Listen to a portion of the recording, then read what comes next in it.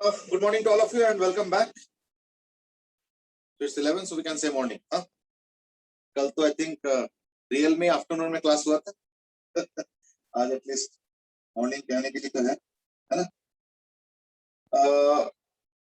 Well, good morning messages from Ansh, Bhavya, Parth, Harshit. Aryan says कि आजकल आप पोल use नहीं करते. एक्चुअली पता है क्या ना, पोल के साथ एक दिक्कत हुआ था. मैंने एक दिन यूज करने की कोशिश की. तुम एक बार देखो जरा, ये देखो कुछ आ रहा है कि you are logged in from another device, your polling session is inactive. पता नहीं क्या है, जबकि पहले भी ऐसे ही करता था मैं. कोई नया तो कुछ कर नहीं रहा हूँ, लेकिन आजकल वो इनएक्टिव दिखाता है, पता नहीं. So you are logged in from another device, your polling session is inactive. यानी मुझे लगता है शायद मैं दूसरी डिवाइस को ना ज्वाइन करता हूँ. जैसे ये वाला तो लैपटॉप में है और उसको लॉग इन करता हूँ और उसी से क्लासरूम सेट वगैरह करता हूँ, और जो दूसरा डिवाइस है उससे ज्वाइन करता हूँ. अब मैं सेम आईडी से ज्वाइन करता हूँ, तो maybe that's a little bit of an ID conflict. मुझे लगता है कोई और आईडी से ज्वाइन करने पे शायद ये प्रॉब्लम ना. I don't know, I am just guessing. तो शायद एक बार ये ट्राई करके देखना पड़ेगा. I am not sure very much myself, है ना.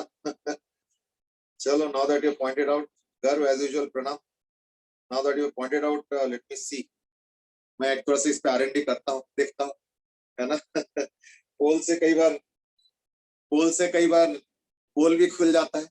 क्योंकि कई बार पोल में जैसे अटेंडेंस है मान लो 32 और मान लो पोल वाले हो गए 22, तो पता चल गया, है ना, कि वो 10 क्या कर रहे हैं.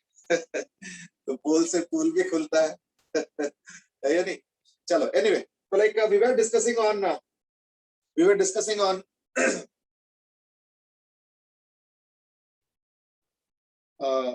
RL DC circuit. तो like let's continue with the discussion. मैंने कल एक क्वेश्चन दिया था, तो उसको थीम बना के एक बार दोबारा डिस्कस करते हैं और कुछ ग्राफ्स ड्रॉ करते हैं. तो कल का क्वेश्चन दोबारा रिपीट नहीं करते, थोड़ा सा चेंज कर लेते हैं कुछ, ठीक है ना. जैसे सपोज मैं क्वेश्चन में चेंज कर देता हूँ थोड़ा सा.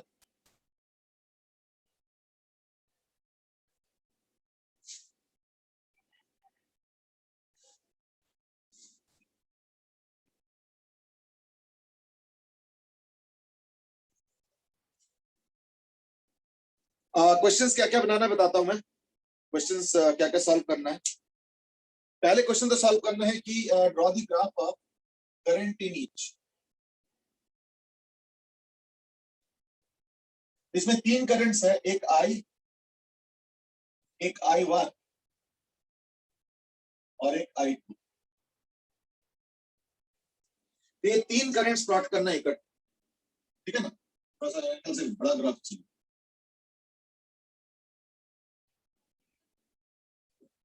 एक तो ये हो गया, और दूसरा है power developed in various elements.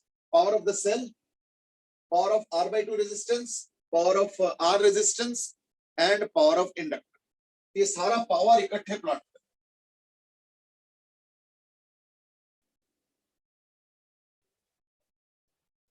एक ही ग्राफ में सबको प्लॉट करना. एक ही ग्राफ में पावर और करंट सारे प्लॉट करना है. I1 I2 versus T. और पावर सारे प्लॉट करना है. R/2 का पावर, R का पावर, L का पावर और सेल का भी पावर. यहाँ पे सेल का भी पावर होगा, देख लो, है ना. You have to find out the power relationship for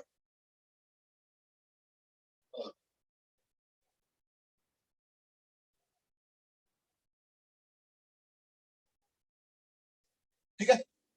चलो, go ahead.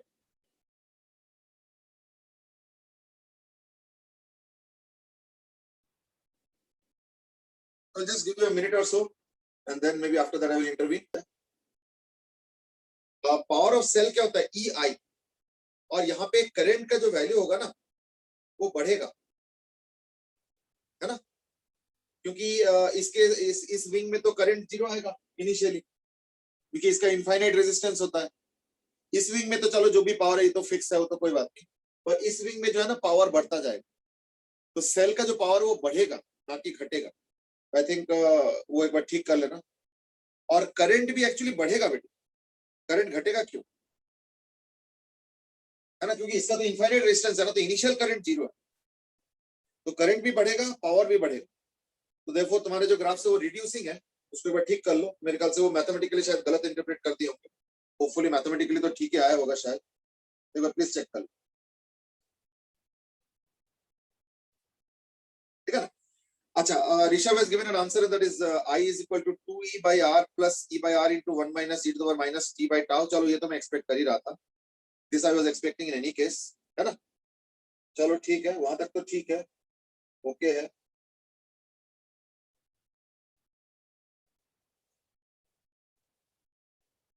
ठीक है, तो लेट्स स्टार्ट।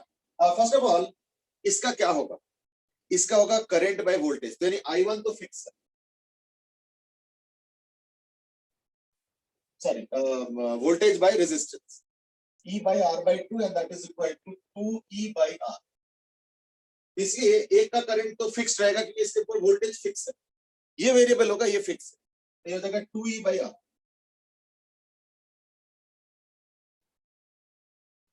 ये I1, that's a fix current.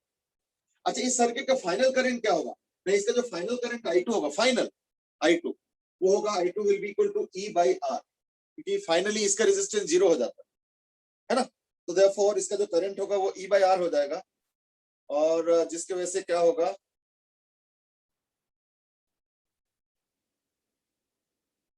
इसकी वजह से क्या होगा ना, इसके अलग से करंट बनेगा E by R, तो यानी 2E by R तो ऑलरेडी है इसमें शुरू से लेकर एंड तक, उसका करंट जीरो से E by R, तो यानी टोटल करंट फाइनली हो जाएगा 3E by R, तो देयरफॉर टोटल करंट फाइनली हो जाएगा 3E by R, you get 2E by R, ये 3E by R, और ये हो गया E by R।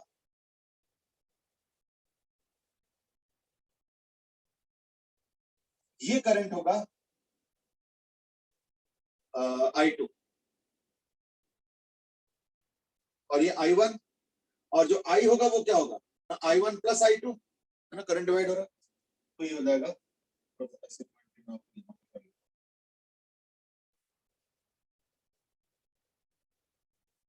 yeah, so this is I1, this is I2 and this is I, because I is equal to I1 plus I2, तो बस इसको ऊपर add कर लो, तो ये वाला पूरा ग्राफ यहाँ पे लगा दो, इस पॉइंट को स्टार्ट करके ग्राफ को उठा के, so that's how we have got the value of I, क्योंकि I is equal to I1 plus I,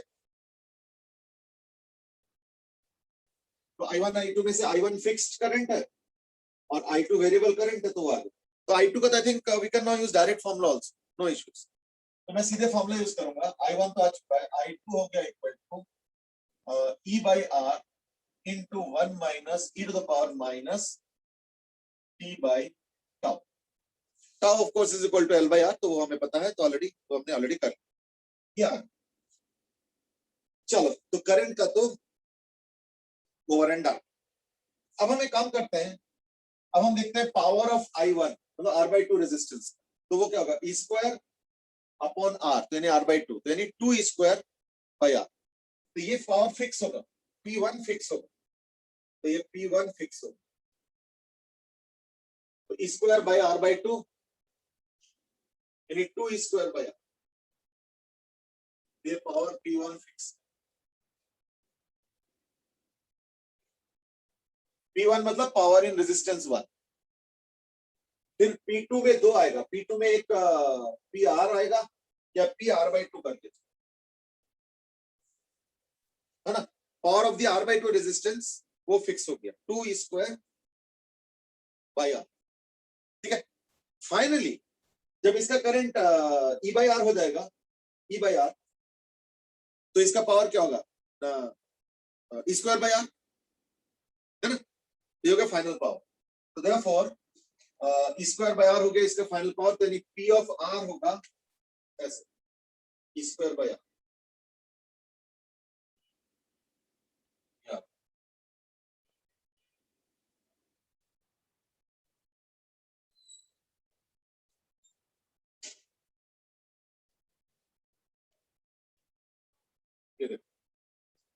ये हो गया P ऑफ R,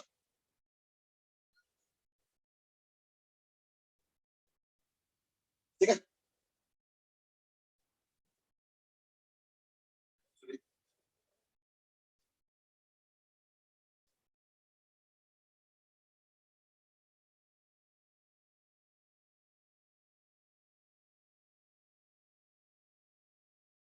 ये पी ऑफ आर। अच्छा, पी ऑफ आर कैसे आएगा, है ना, तो वो आएगा आई स्क्वायर आर। तो आई स्क्वायर आर मतलब इसको स्क्वायर करूंगा, आई स्क्वायर आर करेंगे तो ई स्क्वायर बाई आर, यानी P of R is equal to I square R यानी E square by R into 1 minus E to the power minus of T by tau का whole square. ठीक है, देख लो, ये हो गया पावर ऑफ रेजिस्टेंस।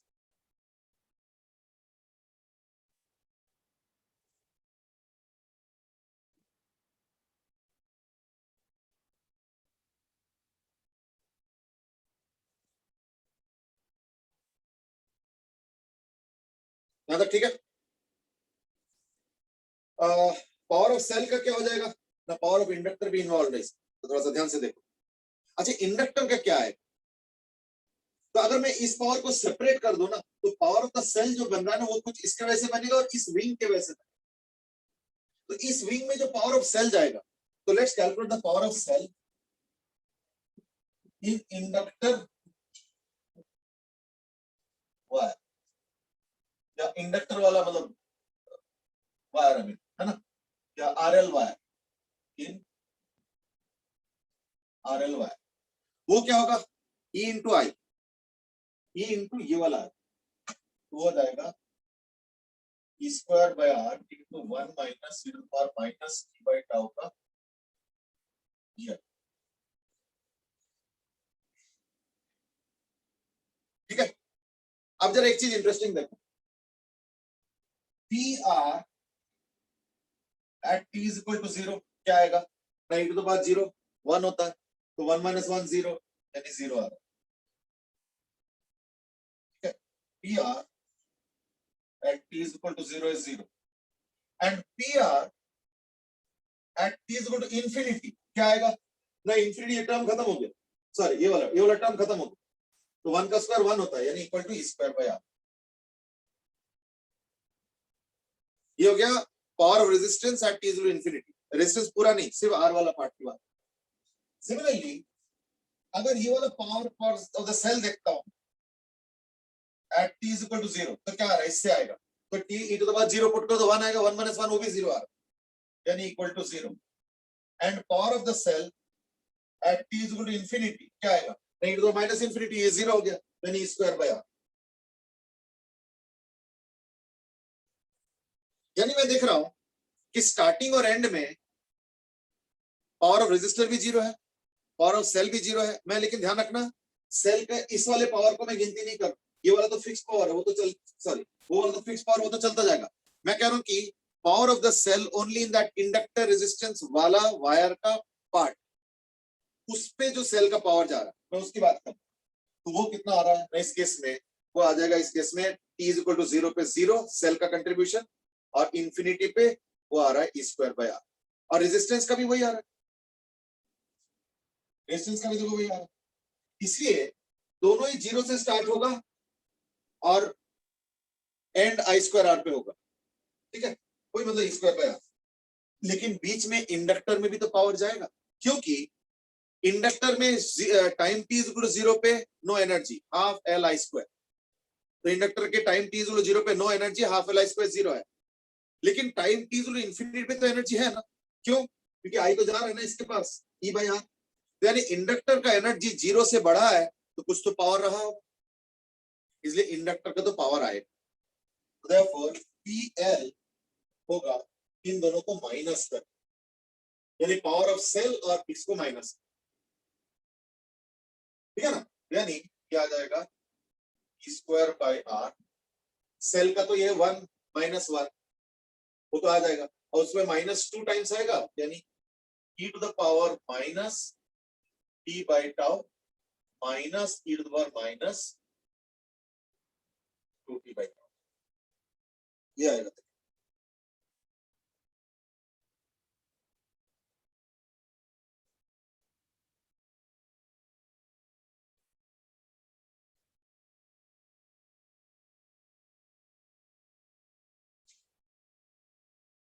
ठीक है, ये आ गया।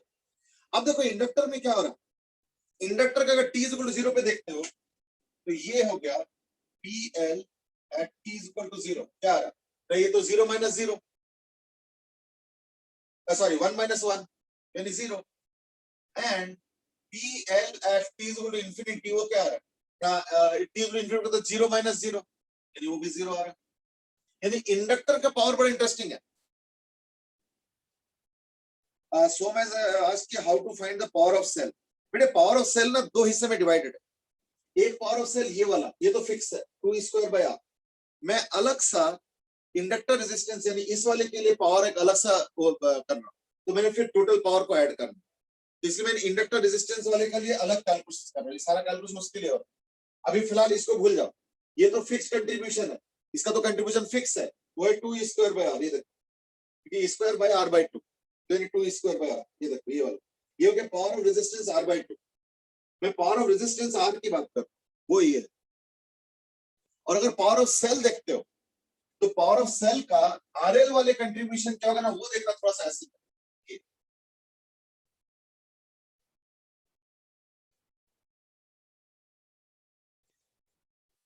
ये हो गया पावर ऑफ सेल का आरएल पार्ट। और अगर टोटल पावर जानना चाहते हो तो यहां से यानी 3 square by r।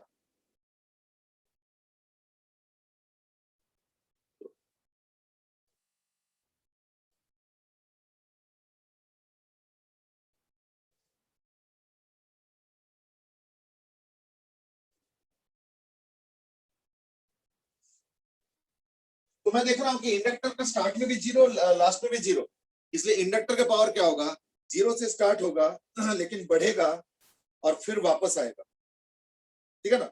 I think आप थोड़ा बहुत जो है ना Ansh has now given some answers. अभी इसमें थोड़ा सा दिक्कत है कि वो जो इंडक्टर का पावर है वो यहाँ पे कैप्चर नहीं हो, तो इंडक्टर का जो पावर है वो अलग से कैप्चर करना पड़ेगा, यहाँ पे बड़ा मुश्किल हो रहा है, बट चलो मैं कर देता हूँ। इंडक्टर पावर कुछ ऐसे हो जाए,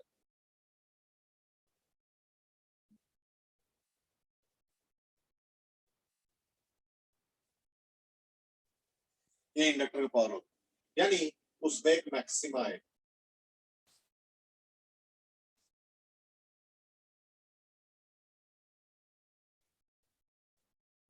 यानी पावर ऑफ इंडक्टर का अगर ग्राफ बनाओ ना विथ टाइम,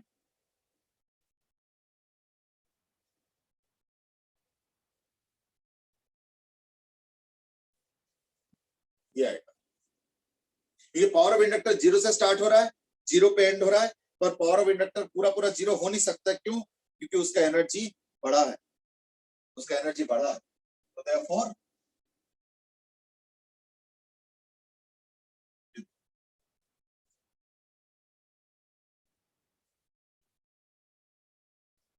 ठीक है।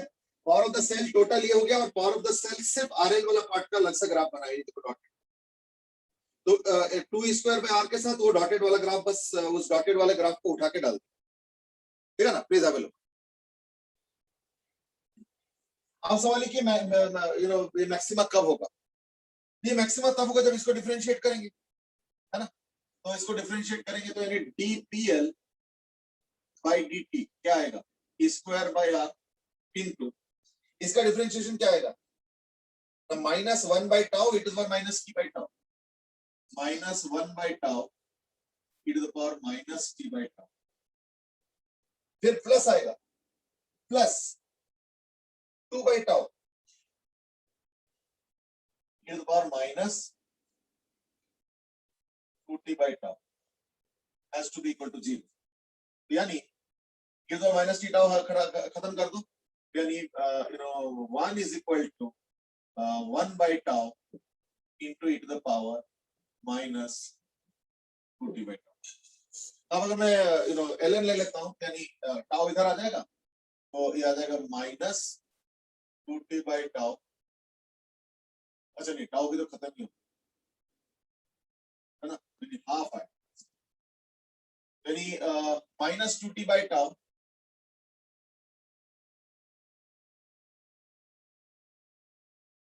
अच्छा नहीं, वो तो वही खत्म हो गया, वही खत्म हो जाएगा, यही बचा, ठीक है ना, is equal to L and half, okay, यानी T is equal to, therefore T is equal to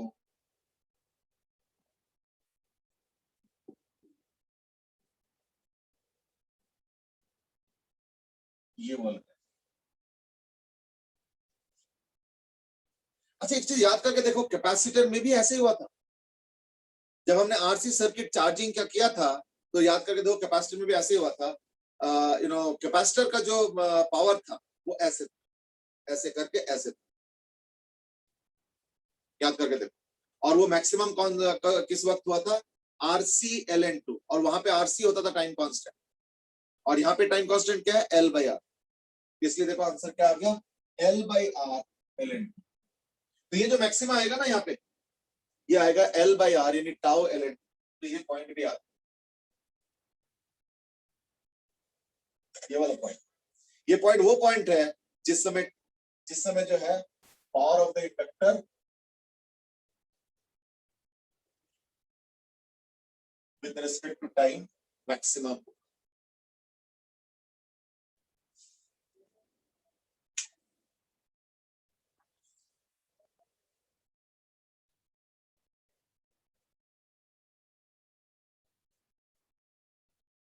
ठीक है, अब मोटा मोटा देखो, अब कंप्लीट पावर एनालिसिस हो गया पूरे सर्किट का, सारे एलिमेंट्स का पावर एनालिसिस हो गया available.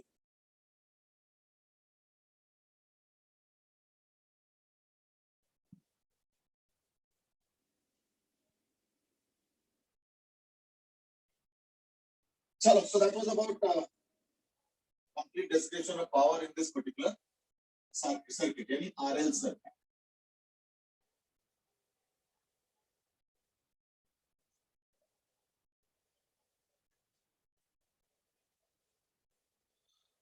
Okay, next question is like this, that suppose I say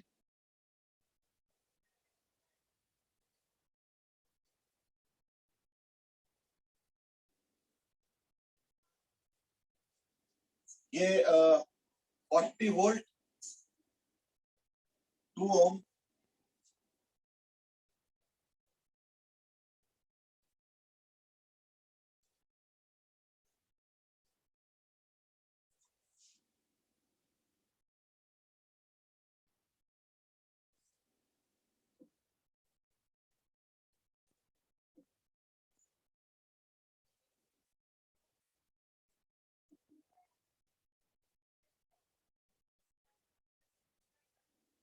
find out the current in each inductor after 1 second.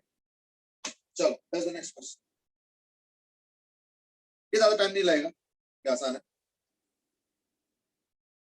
This is 6 Henry, this is 3 Henry, this is 2 ohm, this is 40 volt. We will find out the current after 1 second in each of the inductor.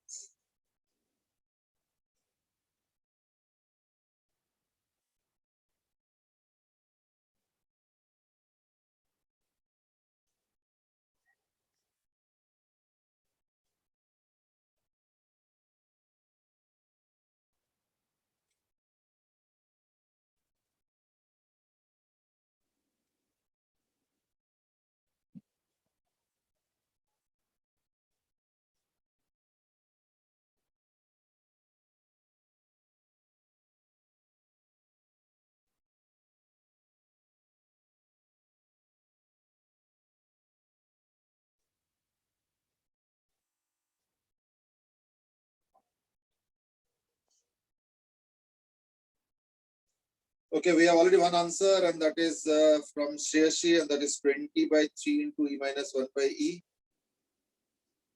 और 40/3 into E minus 1/E.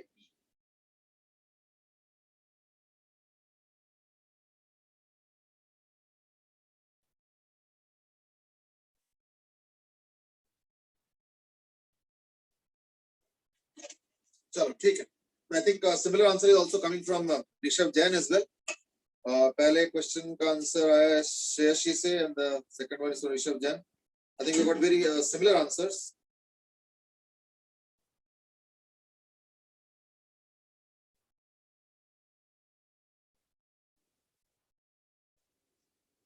ठीक है. I think it's a relatively easy question.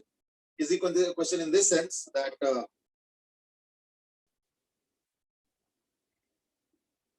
okay, that's because if I look at the current, I mean,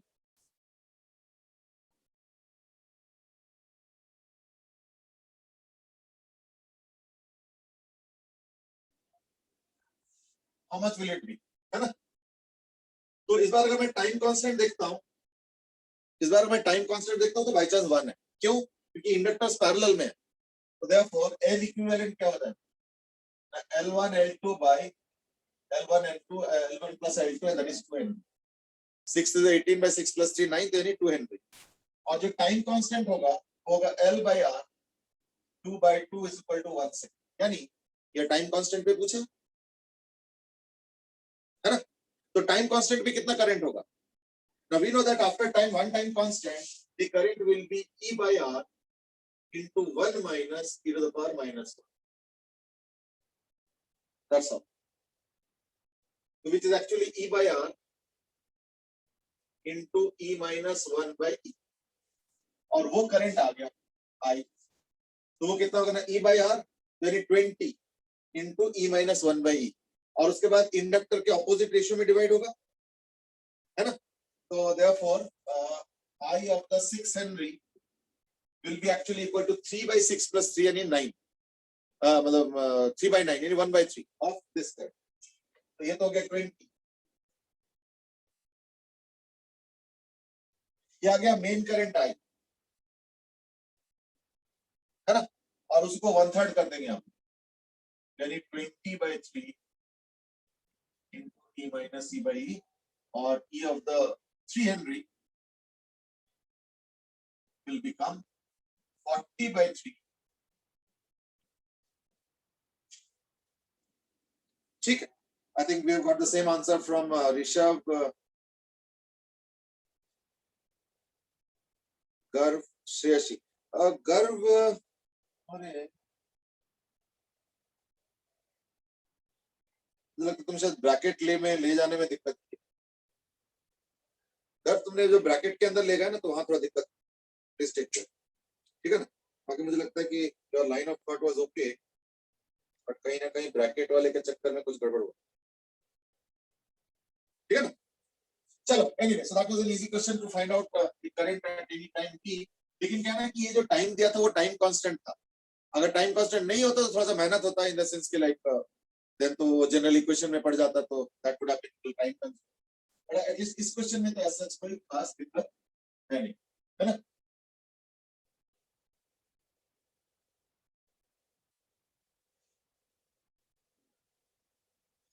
चलो, let's look at the next one now.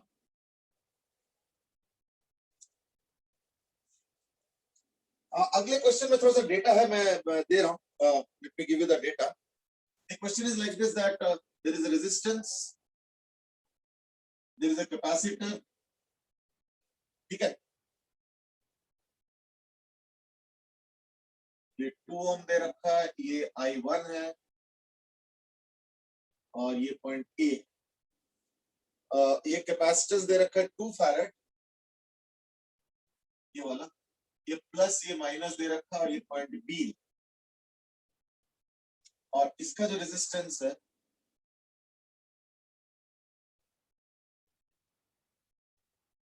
ये point C है, और ये resistance है 3 ओम, और इसका जो करंट है वो है सपोज I2.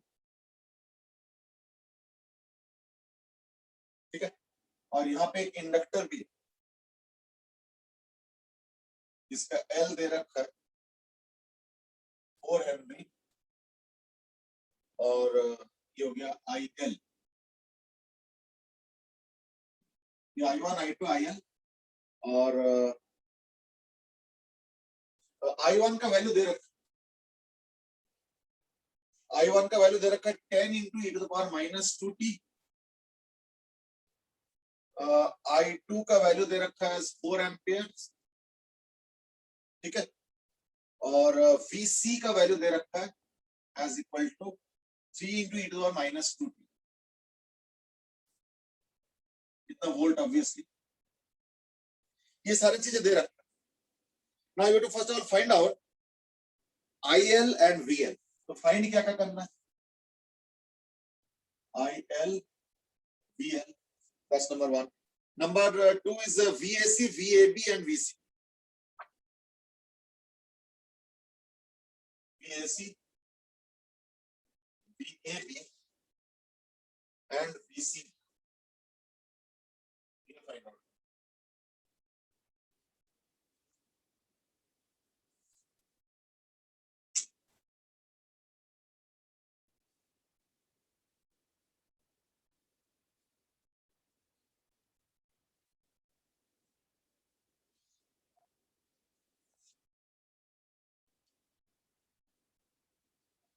ये पॉइंट ऑब्वियसली ये होगा, ABCD। ये पुराना क्वेश्चन है, इसकी तरह वैल्यूज चाहिए तो इसलिए मैंने वैल्यूज वो करके बता दिया।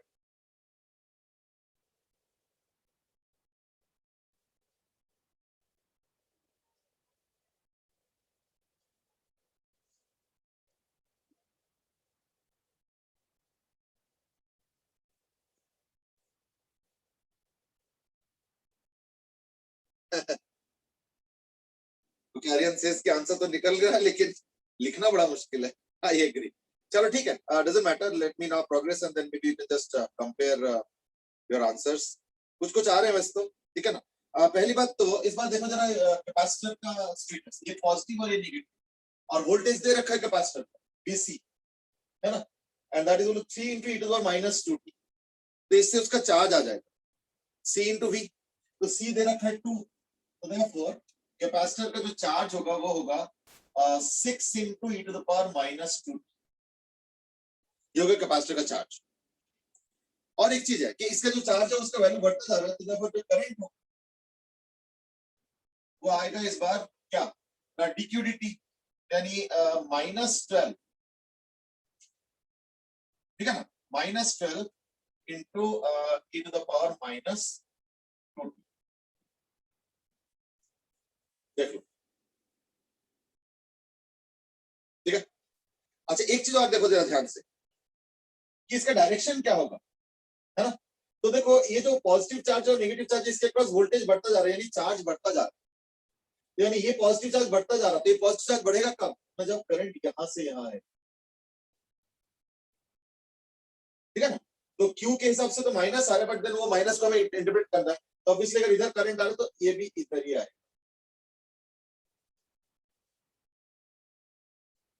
कितना आ गया 12 into e to the power something, और इस वाले का ऑलरेडी दे रखा है 10 into e to the power -2, और I2 दे रखा है 4 एम्प, यानी IL कितना आ गया, है ना। तो IL आ गया इक्वल टू, यहां से आया है 12 into e to the power -2t, ये वाला, और यहां से आ गया 10 into I1 है 10 into the power 20, यानी 22 e to the power -2t, और I2 आया है 4, यानी करंट इधर ही जा रहा है ना। अच्छा सॉरी सॉरी सॉरी, हाँ मैंने उल्टा इंटरप्रेशन कर दिया, क्या मैंने उल्टा इंटरप्रेशन कर दिया, वोल्टेज कैपेसिटर का घट रहा है, मैंने गलती से बढ़ रहा है बोल रहे हैं ना, वोल्टेज एक्चुअली घट रहा है, ठीक है ना, मैंने उल्टा इंटरप्रेशन कर दिया। अरियंत राइटली पॉइंटेड आउट कि मैंने तो बोल दिया ना कि वोल्टेज बढ़ रहा है तो चार्ज बढ़ रहा है, तो मैंने गलत इंटरप्रेशन किया, वोल्टेज घट रहा है, तो देयरफॉर एक्चुअली क्या ना, करंट ये जो 12 आ रहा है ये एक्चुअली इधर नहीं होगा, ये मैंने गलत लिखा है, ये गलत हुआ है, ये एक्चुअली इधर जा रहा है, क्योंकि वोल्टेज घट रहा है, वोल्टेज घट रहा है का मतलब क्या होता है, चार्ज घट रहा है, तो चार्ज घट रहा है मतलब चार्ज निकल के जाएगा, तो यानी चार्ज एक्चुअली ऐसे तो मैंने गलती से e to the power 2t का इंटरप्रिटेशन कर दिया, ठीक है ना, e to the minus 2t।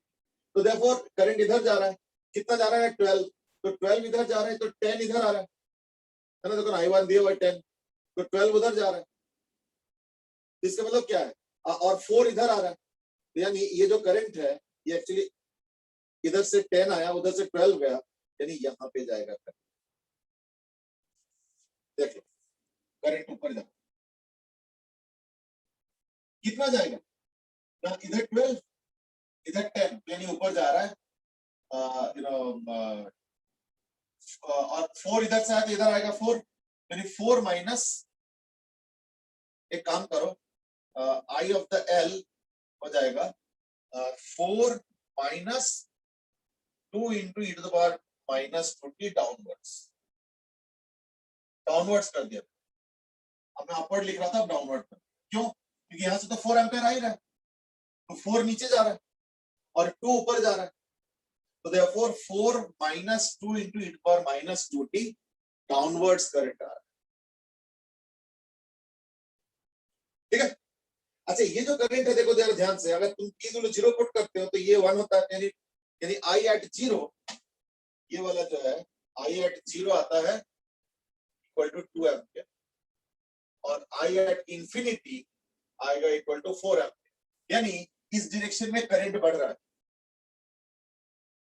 तो नीचे की तरफ जो है करंट का वैल्यू बढ़ रहा है, तो उसको अपोज करने के लिए ये वाला जो होगा ये इक्विवेलेंट सेल ऐसे हो, ऐसे कितना होगा LDI dt, है ना। तो अब क्या पूछ रहे हैं, चलो ठीक है LDI dt के ऊपर ही पूछ रहे हैं, है ना, तो कैसे कैलकुलेट करेंगे, है ना, तो अब तो कुछ कुछ चीजें आ गया, आई ऑफ द एल आ गया, IL आ गया, और VL क्या होगा LDI dt, तो L मतलब हो गया 4 इंटू DI/dt, इसको डिफरेंशिएट करके तो कुछ आएगा नहीं, ये आ रहा है तुम्हारा माइनस माइनस प्लस 4, है ना, DI/dt करेंगे तो -2 सामने आएगा, तो +2 +4 और e टू द पावर -2, यानी 8 into e to the power -2 क्या है। लेकिन इसका वो कैसे होगा ना, इसका जो करंट है वो क्योंकि बढ़ता जा रहा है ना, इधर बढ़ता जा रहा है, तो वो बढ़ते हुए को अपोज करेगा, नहीं ऐसे, यानी हो जाएगा 8 into e to the power -2, sorry 16, है ना, 16,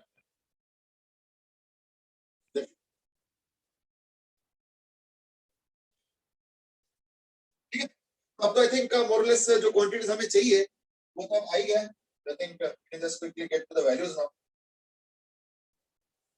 तो वैल्यूज का क्या आ जाएगा, IL आ चुका है, VL आ चुका है, अब VAC, तो VAC का मतलब ये होगा कि VA माइनस VC, तो यानी VA माइनस I1 इंटू 2, यानी 2 इंटू दिस, यानी minus 20 e to the power minus 220, हमें VAC या AB भी चाहिए, CD भी चाहिए, AC पहले निकाल या AB पहले निकाल, प्लस Q बाई C, तो Q तो 6 into e to the minus 2t by C, यानी यही वाला 3 into e to the power minus 3 into e to the power minus 2t, है ना, वोल्टेज है कैपेसिटर, और माइनस से प्लस जा रहा है, इसलिए plus is equal to VB, तो VB का तो आ गया तुम्हारा VA minus VB is equal to 23 into e to the power minus 2,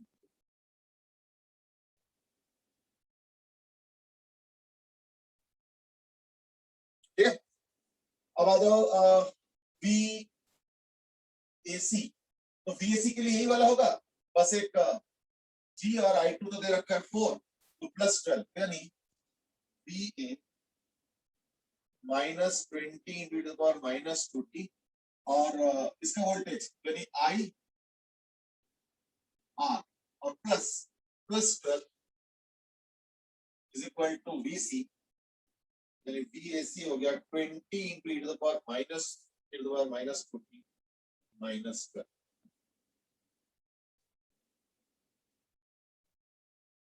ठीक है, अब आ जाओ VCD, तो यहां से स्टार्ट करो। VC माइनस आई -12, और D के लिए ये देखो माइनस होगा, ये वाला 16 into e to the power -20 is equal to VD, so therefore VCD हो जाएगा 12 plus 16 into e to the power -2। ये VCD आ गया, ये VAC आ गया, ये VAB आ गया, है ना? I think that's it. अब जब इतना कुछ हो चुका है तो I think we can also if required Aditya said कि प्लीज रिपीट VAB। VAB में देखो क्या हुआ कि मैं पहले तो यहाँ पे आया तो in the direction of current जा रहा था, I माइनस आया, तो VA माइनस I दे रखा है 10 into e to the -2 into 2 20 होगी, और in the direction of current जा रहा हूँ इसलिए in the direction of current इसके माइनस, और यहाँ पे जब जा रहा हूँ तो देखो कैपेसिटर में ये माइनस से प्लस जा रहा है ना, यानी प्लस हो गई, अच्छा सॉरी प्लस, सॉरी, ठीक है ना, ये माइनस से प्लस जा रहा है यानी प्लस Q बाई C, ठीक है ना, देख लो अच्छे से, ये गलत हुआ है, ठीक है ना, बिल्कुल, क्योंकि यहाँ पे मैं माइनस से प्लस जा रहा हूँ तो देयरफॉर यहाँ पे प्लस होगा कितना, Q बाई C या वोल्टेज जो भी है ये वाला, ठीक है, तो एक बार करेक्ट कर लो इसको, ठीक, तो यानी 17, ठीक,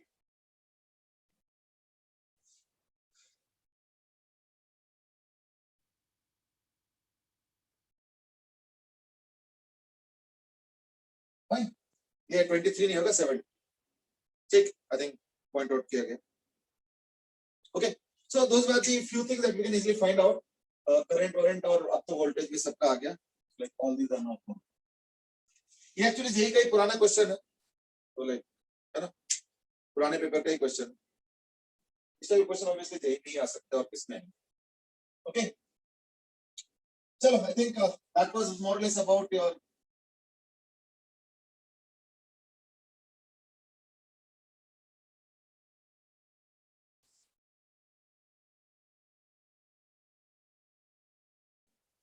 अब मैं काम करता हूं, अब मैं एक और लास्ट क्वेश्चन दूंगा, मे बी ये भी एनालिटिकल है, and that is suppose I say draw graph of I versus T का ग्राफ बनाना है, और ग्राफ कुछ ऐसे है कि मान लो ये सेल है, ठीक है ना,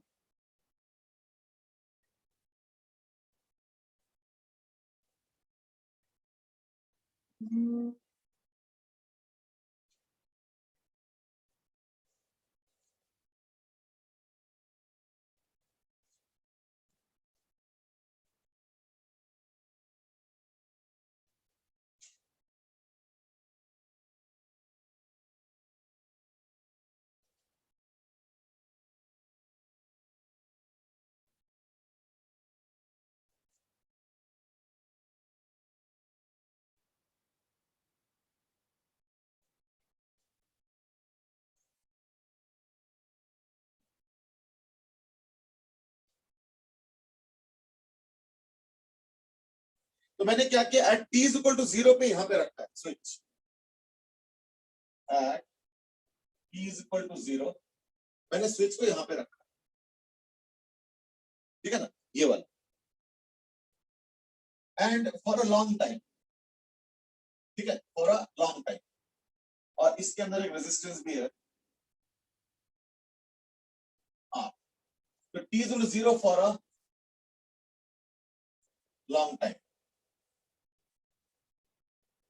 ठीक है, और फिर मैं क्या करता हूँ, switch is put to from 1 to 2, so now S is put from 1 to 2, draw IP graph, ये I है,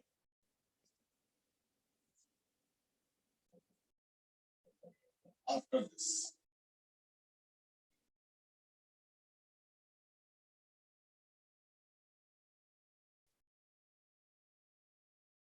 ठीक है, मैं इस क्वेश्चन को फिर दोबारा दूंगा, and that is like this.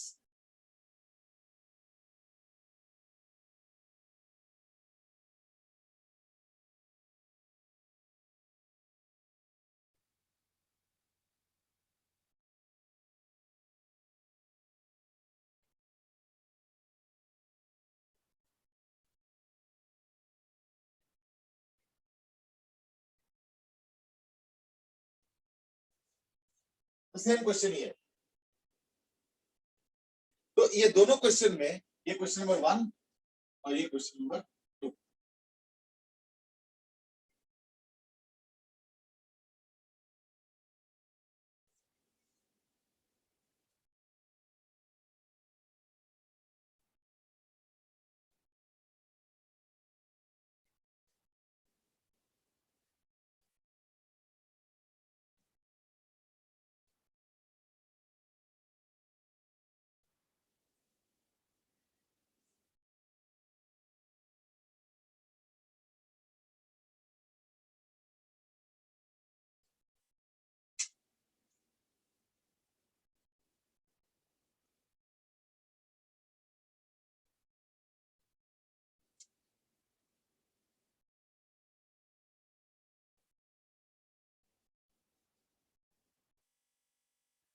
मतलब ग्राफ तुमको बनाना है 1 से लेके जब 2 बना दिया उसके बाद, उसके पहले का ग्राफ नहीं चाहिए।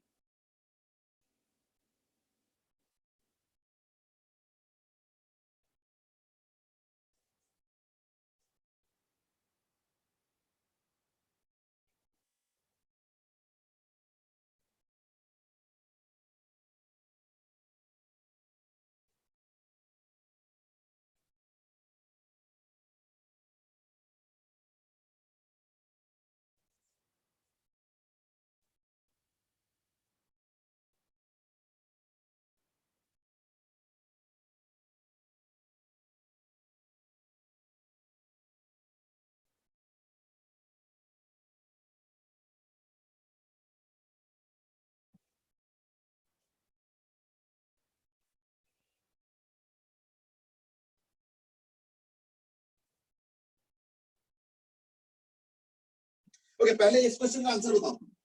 अच्छा एक चीज बताओ, just after I put the switch on, मतलब 1 से एकदम से अगर 2 कर दिया है ना, 1 से अगर 2 कर दिया, तो जस्ट आफ्टर मैंने 2 किया है, इसमें क्या चेंज हो? सोमा इज आस्क्ड कि क्या लॉन्ग टाइम के बाद वायर को 1 से 2 में क्या? पहले तो मैंने t इक्वल टू 0 पे 1 पे रखा, 1 पे रखा, s is put at 1 at t equal to 0 for a long time, long time के लिए रखा। फिर मैंने s को 1 से 2 कर दिया, 1 से 2 कर दिया, और 1 से 2 करने के बाद मैं पूछ रहा हूं करंट का क्या होगा। ओके, सक्षम से इसकी नो चेंज। ओके, आर्यन से इसकी इनफाइनाइट रेजिस्टेंस हो जाएगा। वेल इनफाइनाइट रेजिस्टेंस होगा, क्यों? Why infinite resistance Aryan? Okay, D D T.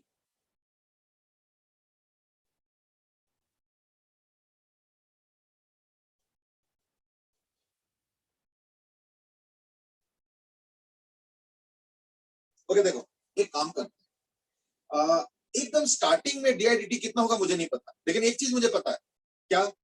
कि फ्लक्स जल्दी से चेंज नहीं होने देगी। तो अगर अभी अगर करंट देखते हो at T equal to infinity या जो भी है, अभी करंट कितना है? E by R. यानी इस स्विच को जब ऑन रखा है लॉन्ग टाइम बाद करंट क्या होगा? ई बाई आर।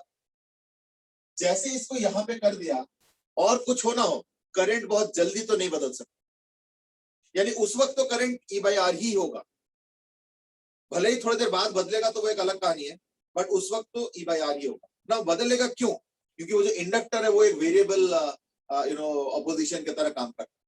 तो हो सकता है कि इंडक्टर की वजह से कुछ हो, आई डोंट। तो एक काम करते हैं, मैं किरचॉफ लॉ लगा रहा हूं। After this let's apply Kirchhoff law. तो क्या होगा? अगर मैं यहां से चलता हूं तो माइनस आई आर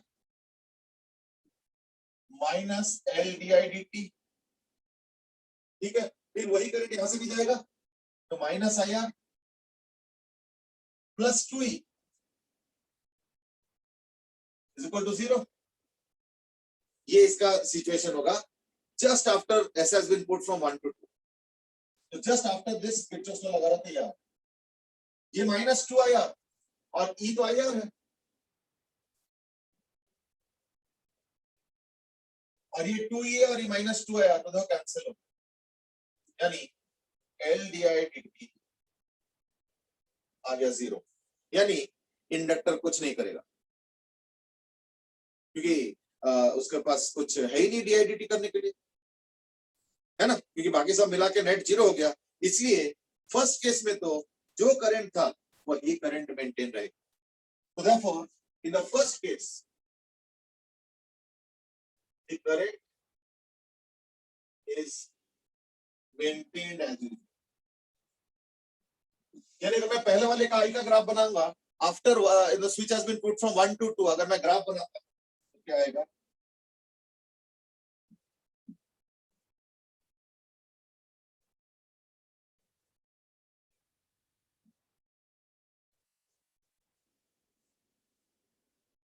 ये फर्स्ट का।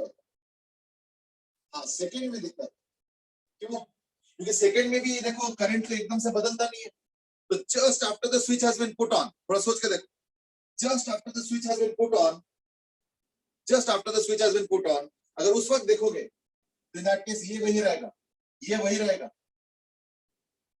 ये भी वही रहेगा, और ये 2 ही नहीं होगा, अब ये 4 ही हो जाएगा। यानी इस बार L D I D T non zero होगा, यानी इस बार L D I D T non zero होगा, और उसकी वजह से क्या होगा ना, इस बार इंडक्टर प्ले करेगा।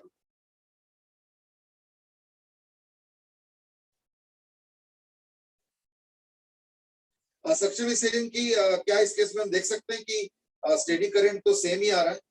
हाँ, it's the same thing. I mean उसी को मैं थोड़ा सा और डिटेल में गया कि देखो पिछले का स्टेडी करंट और इस बार का स्टेडी करंट तो सेम ही है, तो ये चेंज करने की जरूरत नहीं, इसलिए क्या ना वो उसी लेवल पे रह जाए। तो that was the thing, I mean which I have explained कि क्यों क्यों होगा, पॉइंट इज क्यों होगा, उसी के लिए मैंने थोड़ा सा एक्सप्लेनेशन। इस बार क्या हो रहा है, एलडीआईडीटी नॉन जीरो है, यानी इस बार इंडक्टर अपना रोल प्ले करेगा, इस बार प्ले करेगा। और इस बार फाइनल करंट क्या होगा, फाइनल करंट ट्वाइस होगा। क्यों, ये इस बार 4 ही हो गया, इस बार ये 4 ही हो गया, तो वही करंट अगर मैं लेता हूं आई, और यहाँ पे भी आई, तो ये सारा कुछ बन गया, पर इससे क्या होगा, L D I D T जो है इस बार नॉन जीरो आ गया, यानी inductor will play its role and thereby there will be a variable current develop. I think that's obvious, है ना। तो देयरफॉर इस बार एक वेरिएबल करंट डेवलप होगा,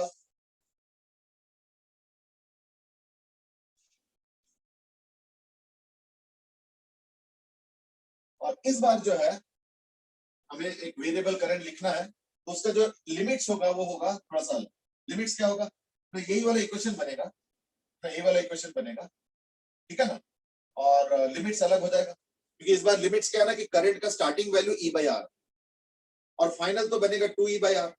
तो देखो एक मोटा मोटा ग्राफ तो बना ही सकते, ई बाई आर हो गया,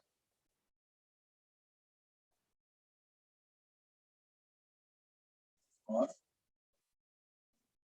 तो initially steady state current E by R था, अब हो गया 4 ई बाई 2 आर, अब 2 आर है ध्यान रखो, तो यानी 2 ई बाई आर हो गया, तो therefore there will be a growth circuit from e by r to 2 e by r। और जहां तक इक्वेशन की बात है वो तो हम यहीं पे देख सकते हैं, यानी L D I D T हो गया इक्वल टू, इसको इधर कर लो, 4 ई माइनस 2 आई आर, है ना, तो 2 by L into 2 E minus I R, यानी D I by 2 E minus I R is equal to 2 by L D T 0 to T, इसका हो गया टी बाई आर से आई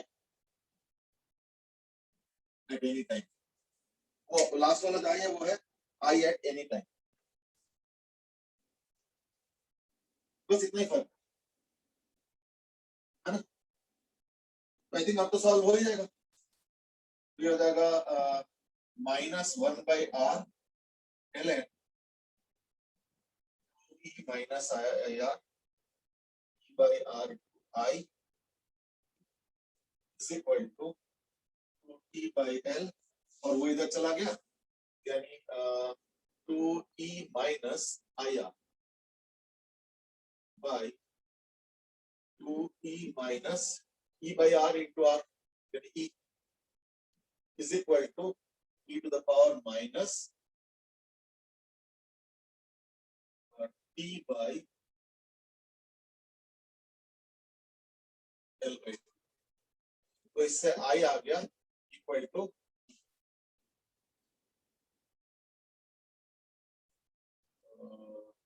e by r into 2 minus e to the power minus t by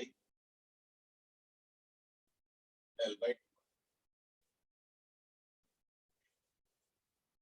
This will be the I.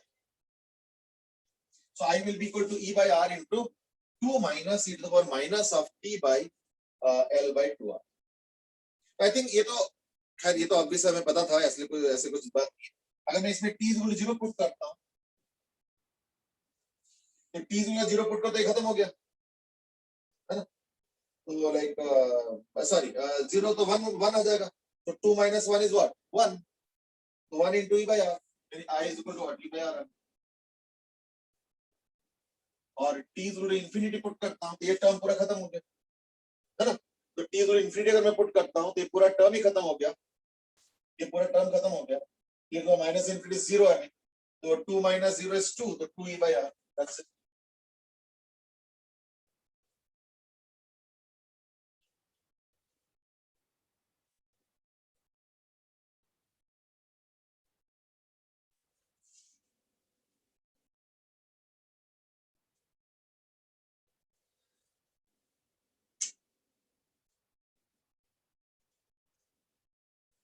Okay, now there are a few questions, and that is Aryant has asked and Som has also asked कि एकदम से जब 1 से 2 किया तो अपने current क्यों नहीं चेंज किया?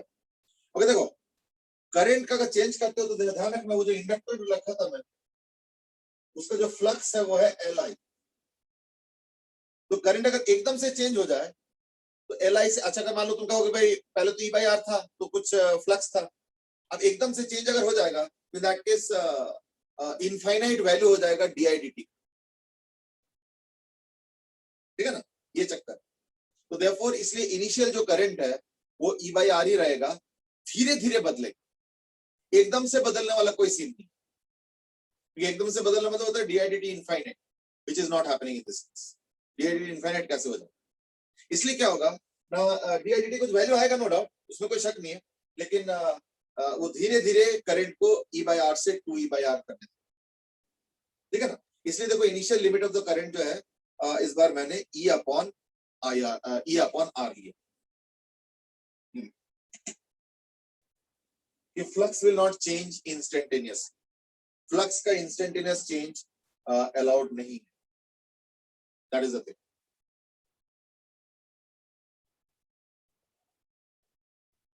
आर्यन सर के सेकंड केस में हमने E is equal to IR क्यों नहीं लिखा, जस्ट लाइक फर्स्ट केस?